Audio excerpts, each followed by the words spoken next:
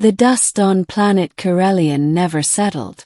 It clung to every structure, every ship, and every soul that dared to breathe its sharp, arid air. The settlement of Haven Post 7, a ramshackle cluster of modular shelters and relay towers, crouched at the edge of the violet dunes like a wounded animal. Even the wind howled like one. Captain Rhys Tallow had come to Corellian to forget. He didn't care what the Union paid him, or that it was considered a hardship post few wanted. After the Rixon ambush that claimed his unit, he'd volunteered for border assignment in a heartbeat. The farther from Earth, the better.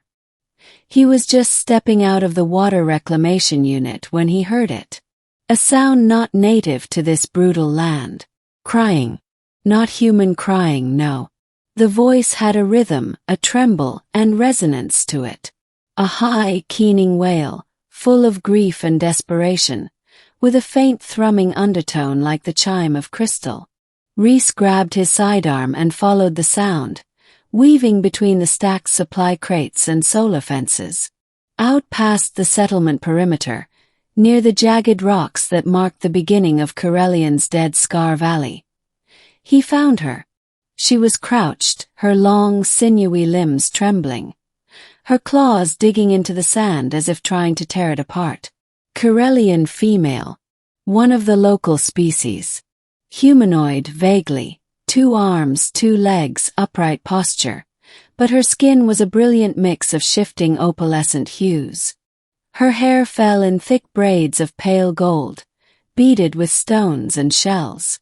Her large, glowing eyes, green with vertical pupils, were wide and wet with grief. She didn't even react to Rhys's presence.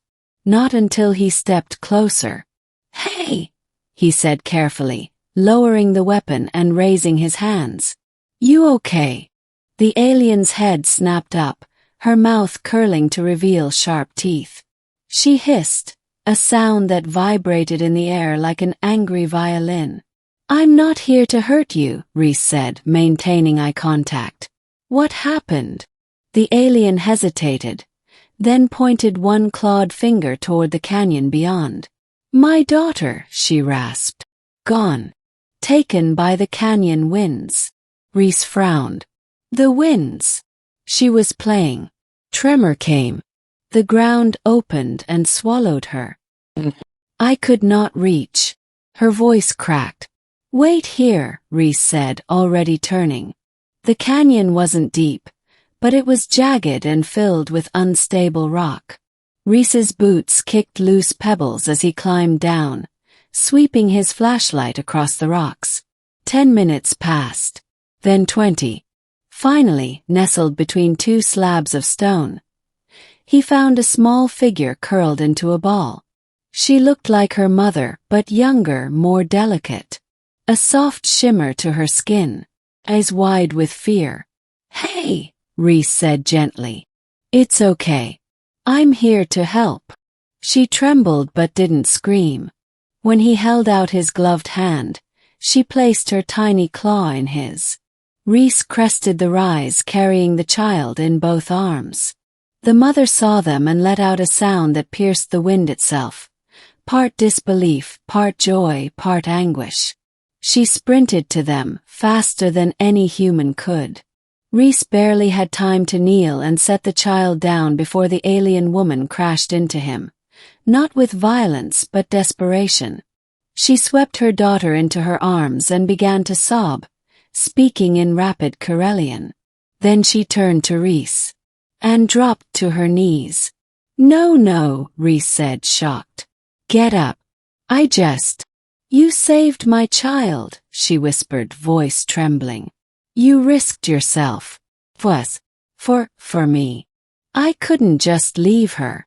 The alien woman looked at him, her luminous eyes searching his face. "I am Zalvera," she said. "I owe you a life debt, human. By my people's law, I now belong to you." Rhys took a step back. "That's not no. You don't belong to me. You're free." But she shook her head. "You don't understand. The next day, Zalvera came to Haven Post 7 with her child in tow. Commander Riggs was less than thrilled. "You brought a what into my outpost?" "She followed me," Reese said, exasperated.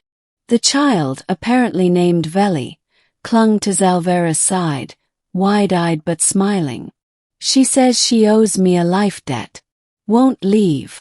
Riggs stared at Zalvera, then leaned close to Reese. "You know how dangerous this is.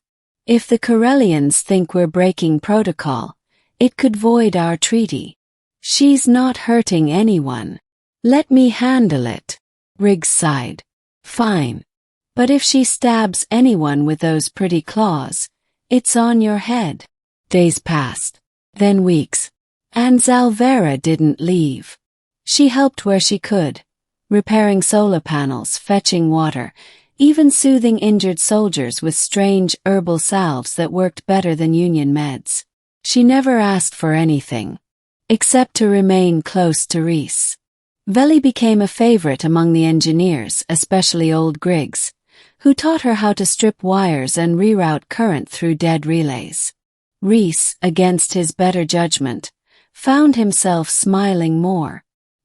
He learned Zalvera was a widow. Her mate had been killed by raiders last cycle.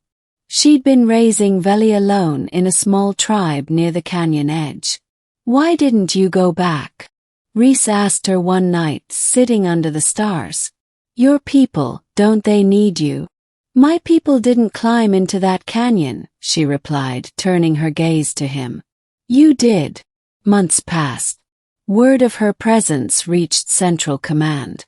An envoy came, a stiff-lipped ambassador who tried to offer Zalvera safe relocation. She declined. Then came the scouts. Not Union scouts. Raiders. Desert scavengers, human and alien alike, who preyed on outposts, settlements, and anything weak enough to exploit. They hit at dawn. The outer perimeter was shredded in minutes. Explosives took out the eastern turret, and snipers picked off guards from the dunes. The alarm rang loud and desperate. Reese ran to the armory. By the time he reached the gates, the raiders had breached the walls. He saw Riggs fall, then saw Griggs dragging Veli toward cover. And Zalvera. She was already fighting.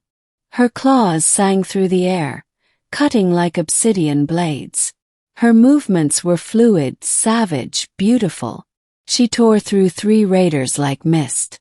Reese opened fire beside her, the two of them forming a line of resistance that slowed the assault just long enough for the reinforcements to arrive. By noon, the sand was soaked red and black. After the battle, Haven Post 7 was quiet. Half the garrison dead, the other half in shock.